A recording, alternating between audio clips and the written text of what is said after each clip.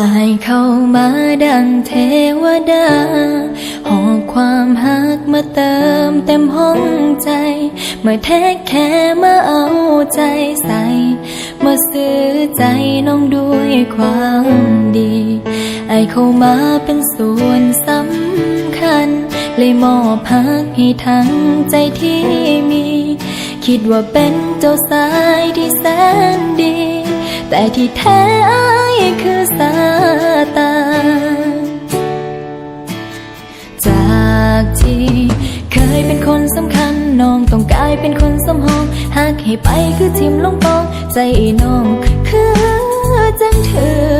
พามันเจ็บพอตายถือบักอายเคียใจลงข้างทางมันทรมานนอนเกือกกิ่งจนยาตายทั้งเครียดทั้งเจ็บจมคือบ้าบ่ฮู้จักอายบ่ตายก็ซ้ำตายคันหลอดได้ใจคนพิการคือจังใจมันเบิดแห้งเต็ม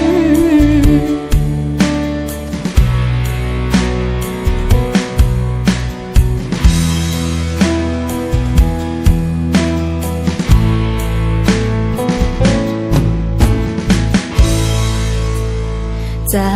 กที่เคยเป็นคนสำคัญน้องต้องกลายเป็นคนสมหองหากให้ไปคือทิมลงปองใจน้องคือจังถือพามันเจ็บพอตายถือบักอายเคียใจลงข้างทางมันท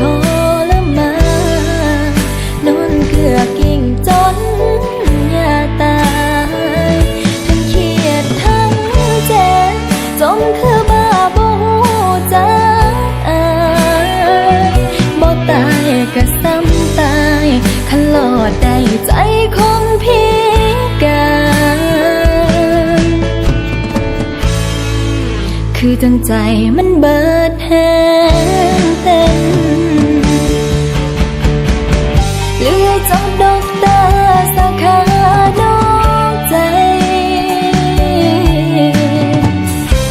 วิทยาลัยหลอกลวงผู้หญิ